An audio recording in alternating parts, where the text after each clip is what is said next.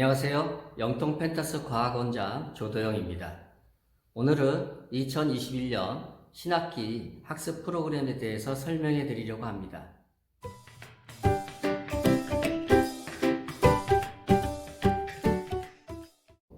저희 펜타스 학원은 영통점을 비롯하여 반포점, 분당 서현점을 운영하고 있고, 저희 영통점은 2010년 개원을 하여 부모님들의 사랑과 관심으로 나날이 발전하고 있는 학원입니다.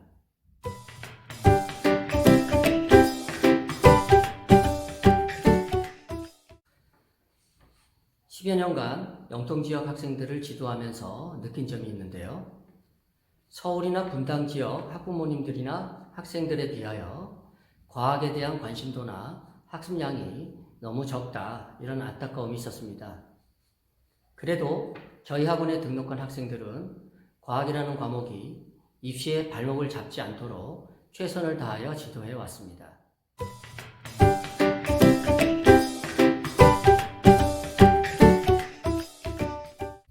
이번에 새롭게 도입된 학습 관리 시스템은 기존의 관리 시스템의 단점을 보완하는 데 초점을 맞췄습니다.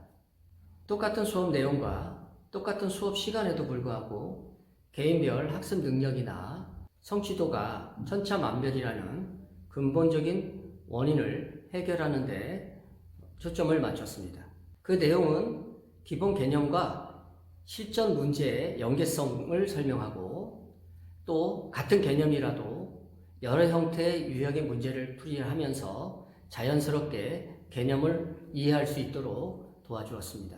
또한 피드백을 통하여 개인별 학습 시간 효율성을 최대화하였고, 개인별 클리닉을 통하여 학습 공백을 최소화하였습니다. 여기에 추가하여 매시간 테스트를 통하여 데이터를 축적한 뒤 한 달 후 데이터를 분석하여 각 학생별 가장 취약한 부분을 보완하도록 하였습니다. 그동안 테스트를 실시해 왔으나 진도 관계로 시간을 확보하는 데 어려움이 있었습니다. 그래서 피드백을 기존 대면 수업에서 비대면, 즉 줌 수업이나 밴드 수업을 함께 진행하여 시간의 효율성을 높였습니다. 자, 그러면 이제 과목별 학습 내용을 설명해 드리겠습니다.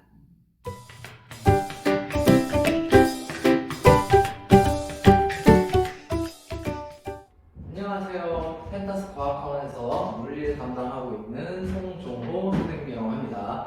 반갑습니다. 자, 지금부터 2021학년도 1학기 물리학원 커리큘럼을 한번 설명해 드리도록 하겠습니다.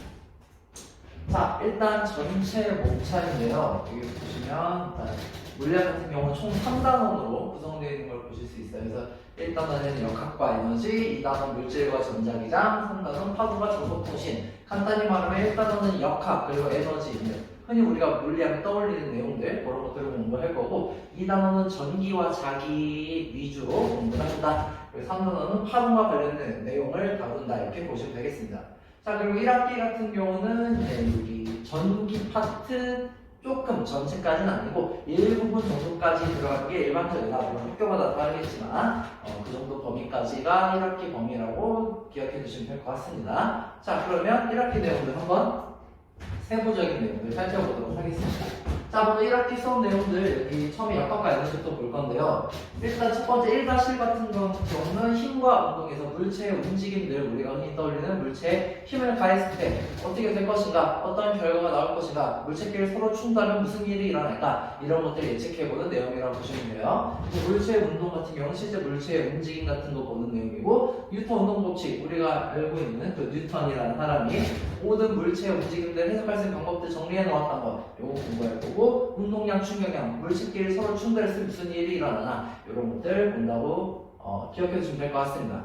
그 다음에 1-2 같은 경우는 이제 주제가 에너지인데요. 사실 여기에서 첫 번째 거, 역학적 에너지 보존 같은 경우는 물체의 움직임과 관련된 에너지를 다루는 거다 보니까 이 앞에 있는 내용들과 사실상 연결이 되어 있다고 볼 수가 있어요. 그래서 사실 파트는 이렇게 나뉘어져 있지만 여기서부터 여기까지 하나의 내용이다라고 생각하고 쭉 연결해서 공부를 해주셔야 되고요. 실제로 가장 어려운 문제가 출제될 만한 파트가 어디냐? 여기에요. 실제 수능에서, 물리학 수능에서 가장 어려운 문제가 나오는 부분, 주로 역학적 에너지 보존 문제에서 킬러 문제로 출제가 되게 됩니다. 그래서 이 부분들, 우리가 물리학 1학기 중간고사에서 가장 어려운 것들을 공부를 한다. 그래서 처음에 더욱더 꼼꼼하게 공부할 필요가 있다.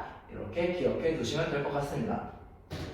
그 다음엔 열역학에 관한 내용인데요. 그래서 열에너지 그리고 엔트로피 이런 것들을 이제 우리가 여기에서 공부를 한다. 이렇게 봐주시면 될 것 같습니다. 자, 그리고 여기 시간과 공간, 여기서 특수상대성 이론을 위주로 공부할 거고요. 특수상대성 이론이 무엇인지, 그리고 특수상대성의 시각에서 바라본 여러 가지 해석들, 현재 여러분이 알고 있는 물리학적인 내용들은 대부분 다 뉴턴 운동법칙이라고 보시면 되고요. 뉴턴 운동법칙 말고 특수상대성 이론으로 바라봤을 때 물체의 움직임에 대한 해석 같은 것들 여기서 이제 공부를 할 거다. 이런 형태로 기억해 두시면 될 것 같습니다.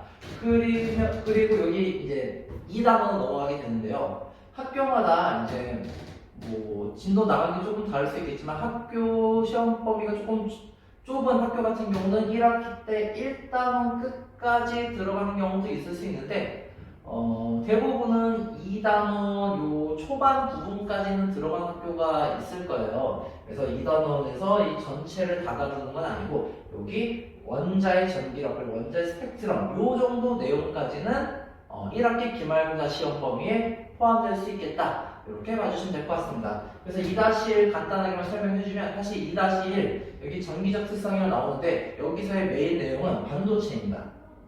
반도체가 무엇인지를 공부하고 싶어서 2-1 내용을 쭉 공부를 한다. 이 반도체를 알기 위한 사전 배경 지식을 여기서 공부하는데 여기까지가 1학기 기말고사에 출제될 수 있는 시험 범위다. 학교가 좀 범위가 좁은 편이면 이 정도까지 1단원 끝까지만 나가고 조금 일반적인 경우 조금 더 공부한다 하면 이 정도까지 들어갈 수 있겠다. 이렇게 범위 파악해 주시면 될 것 같습니다.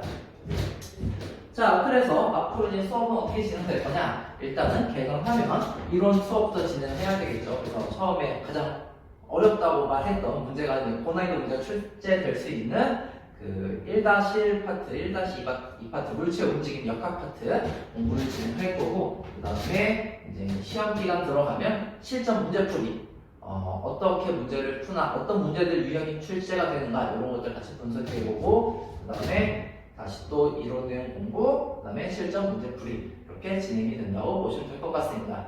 자, 그러면 문제는 과연 어떻게 출제가 되느냐?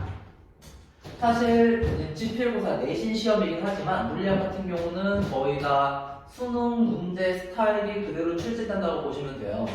수능과 유사한 유형의 문제들 위주로 출제가 될 거고 이 고난이도 문제로 실제 수능이나 모의고사에 출제됐던 문제가 이제 그대로 나오거나 아니면 약간 변형이 되어서 나오는 경우가 꽤 있어요. 그러니까 한마디로 실제 모의고사와 수능 문제들을 공부하지 않으면 학교 시험에서 조금 어려울 수 있다. 일단 문제 스타일 자체가 전부 다 수능 스타일 형태로 출시가 되고 그 다음에 실제 기출 문제들도 이제 학교 내신에서 자주 나오기 때문에 그러한 모의고사 문제, 수능 문제들 꼭 살펴볼 필요가 있다. 이렇게 기억해 주시면 될 것 같습니다. 그래서 어떻게 준비를 해야 되냐? 아까 말했던 3, 4월 이론 공부 기간에 이론을 확실히 다져놔야 돼요. 특히 물리학 같은 경우가 이 이론이 탄탄하게 잡혀 있느냐 아니면 단순히 암기에 있느냐에 따라서 엄청난 차이가 나거든요. 절대 이건 암기로만 될 수 있는 과목이라고 좀 보기 힘들기 때문에 반드시 그 내용을 잘 이해해 주어야 한다.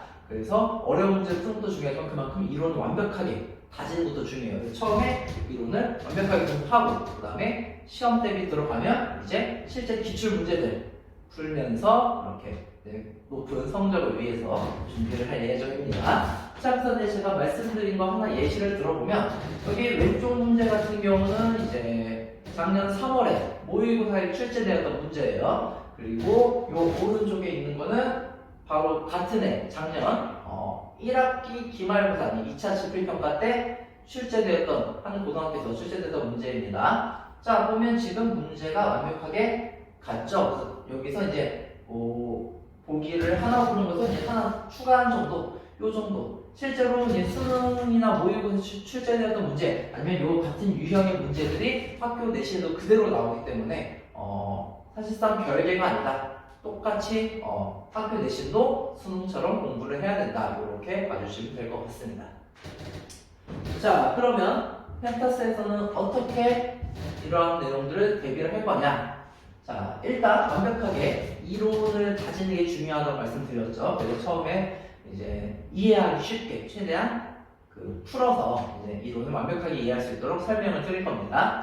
그 다음에 매주 테스트를 봐서 이제 이 학생이 어느 부분을 잘 알고 있나 잘 모르고 있나 성취도를 좀 파악을 하고요. 그게 이제 매주 테스트를 보면은 이게 쌓인 데이터들이 있겠죠? 그 데이터를 통해서 매달 오답 노트를 제작을 해서 각 학생별 오답 노트를 이제 나눠줄 예정입니다. 그래서 이제 본인이 틀린 문제들만 다시 한번 체크할 수 있게. 그래서 내가 약한 부분이 이런 부분이구나. 내가 이런 문제 유형에서 조금 약점을 가지고 있구나. 그래서 그런 부분들을 다시 한번 꼼꼼하게 체크할 수 있도록 진행을 할 예정입니다. 그렇게 해서 어느 정도 준비가 되면 시험 기간 때 아까 말씀드렸듯이 다양한 문제 유형을 풀어보면서 이제 실전을 대비할 거고 마지막에 기출 문제들까지 수능이나 모의고사 기출 문제들 고난이도 문제들까지 준비를 하면서 최종적으로 이제 3위권 성적을 얻을 수 있도록 그렇게 준비를 할 예정입니다. 자, 여기까지 물리학원 펜타스 과학학원 물리학원 1학기 수업 내용 커리큘럼이었고요. 혹시 궁금하신 부분 있으시면 언제나 학원으로 연락 주셔서 문의 주시면 바로 답변을 드릴 테니까 편하게 연락 주시기 바랍니다. 지금까지 송종호였습니다. 감사합니다.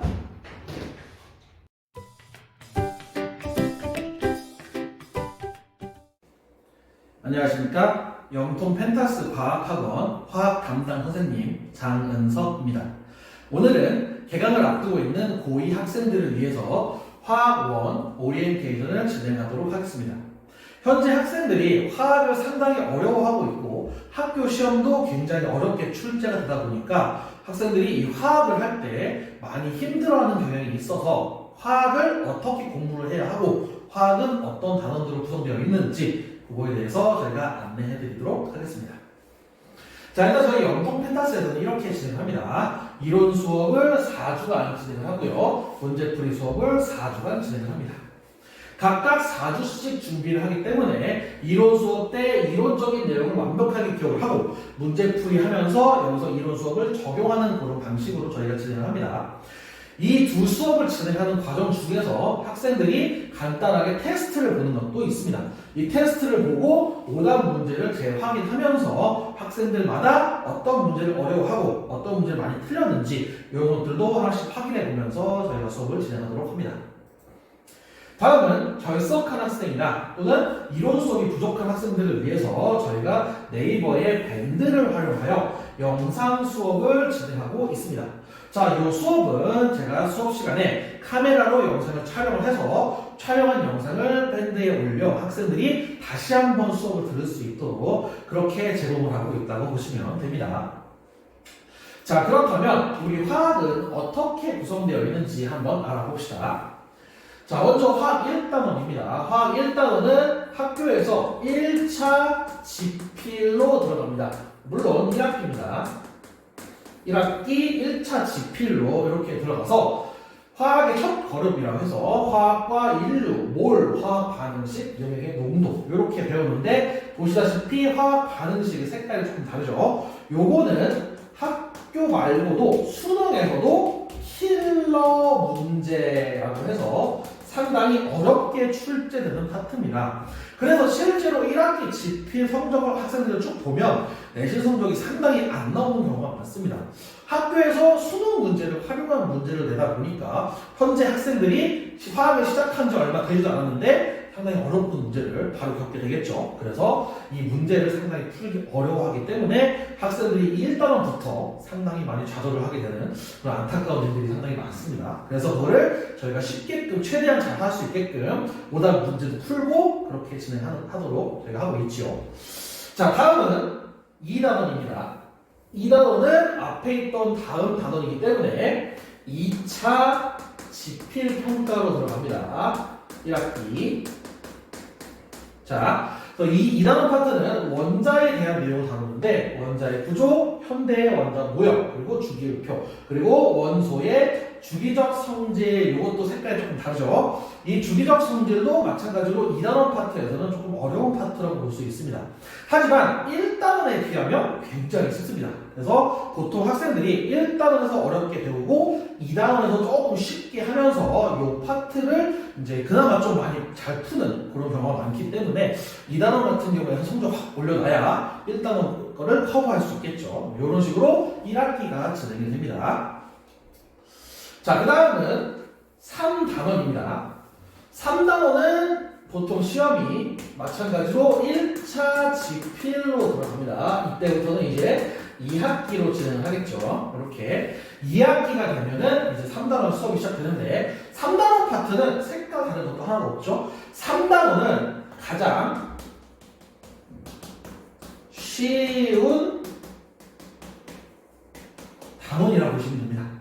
이 3단원 파트는 기본적으로 이론적인 내용만 충분히 암기가 되면 웬만한 문제는 전부 다 풀 수 있기 때문에 3단원에서 성적이 확 끌어올라가야 그래야 화학 이후에 마지막 4단원도 성적을 이제 맞춰서 저희가 잘 할 수 있겠죠, 학생들이. 그래서 기본적으로 3단원 파트가 상당히 쉽기 때문에 여기가 키포인트라고 보시면 됩니다.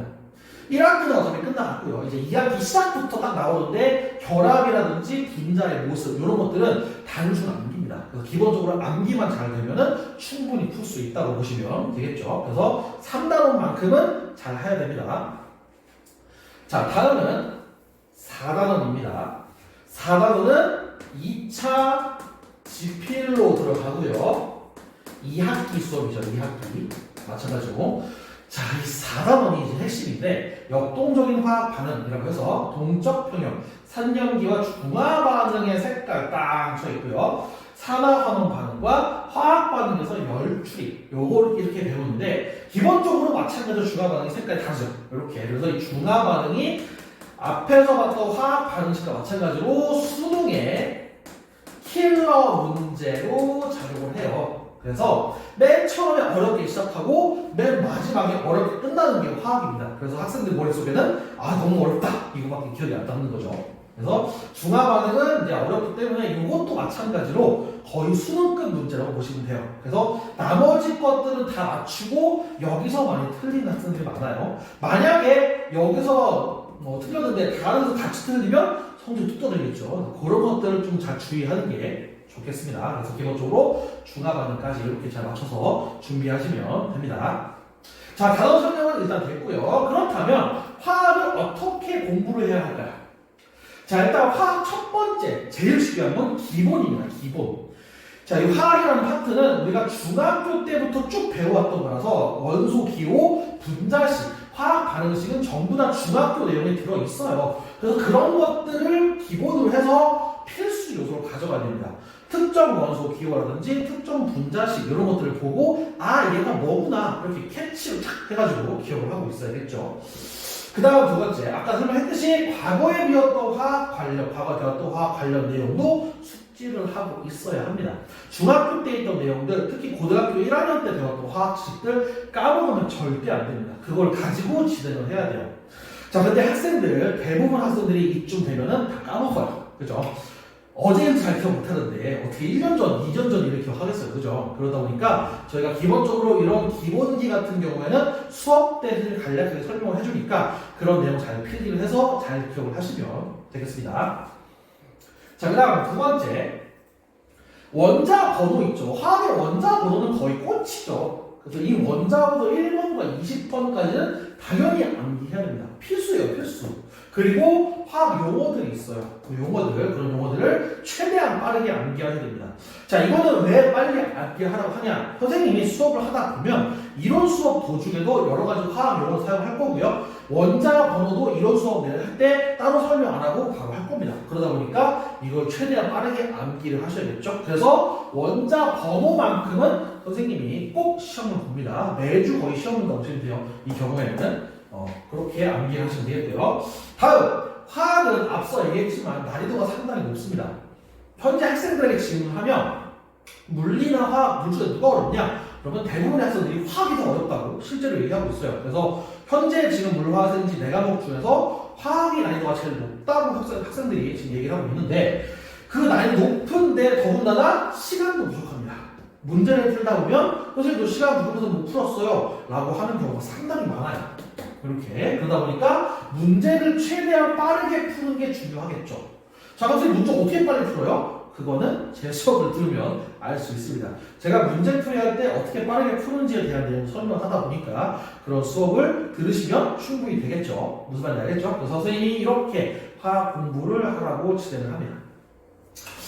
자, 일단 선생님이 하고 싶은 말은 다 끝났어요.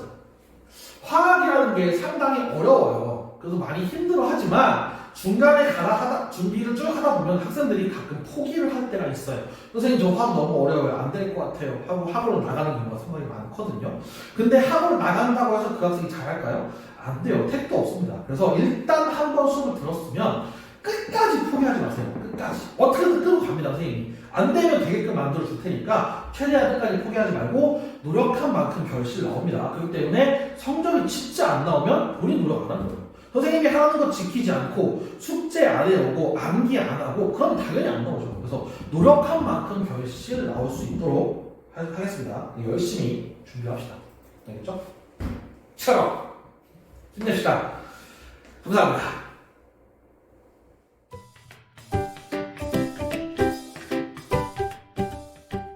네, 안녕하세요. 영통펜타스에서 생명과학을 담당하고 있는 조도영입니다. 반갑습니다. 자, 오늘은 2021년 영통펜타스 신학기 생명과학원 프로그램에 대해서 안내를 해드리려고 하는데요. 자, 우선 학습 프로그램 먼저 말씀드릴게요.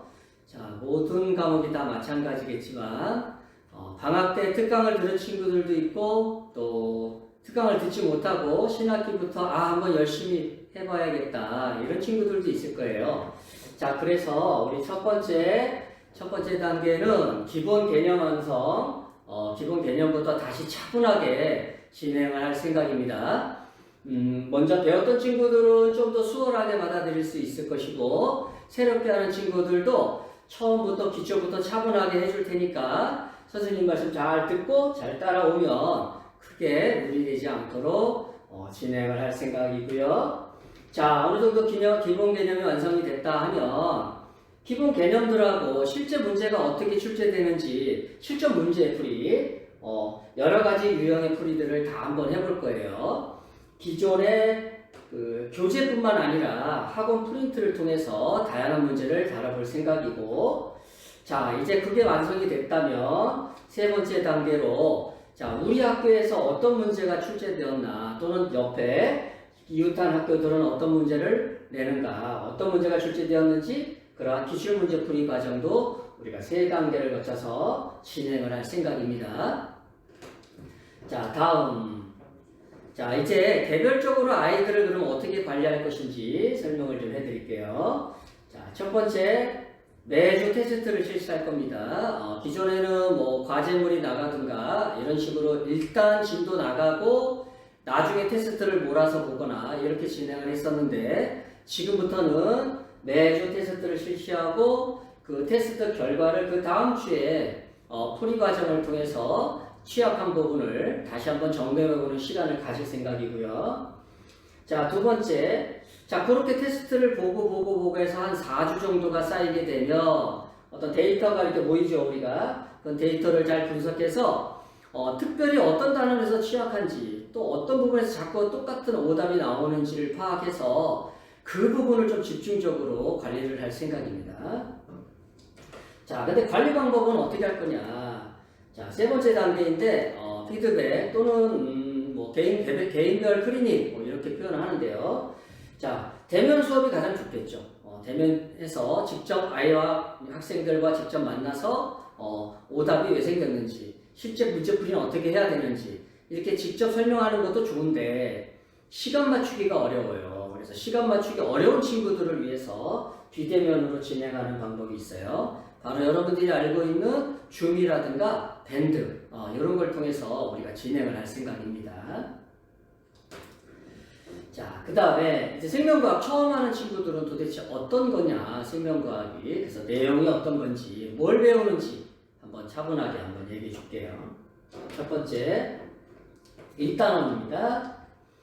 자, 1단원의 이름은 뭐 생명과학의 이해 이렇게 되어 있는데 그 안에 내용을 좀 보면 일단 생명현상의 특성이라는 게 있어요. 먼저 생명현상의 특성을 알고 이것이 생물인지 또는 비생물, 생물이 아닌지 이런 것들을 파악하는 거.